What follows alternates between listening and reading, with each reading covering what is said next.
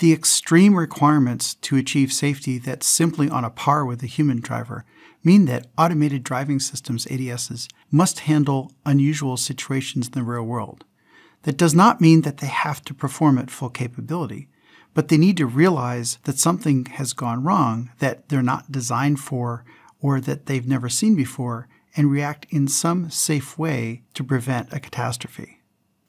This picture of a snowstorm in North Carolina illustrates that you may have limits on how many objects are in your simulation or how many different bad things can happen at once or what kind of weather you expect in a warm southern climate, but the real world is going to do what it's going to do, and it's not going to respect those limits. So it's important that you understand that no matter what you say your operational design domain is, the real world is going to present what it wants to present. And your system needs to be able to deal with all those factors occurring, even if all that it can do in response is an in-lane stop or other safety maneuver.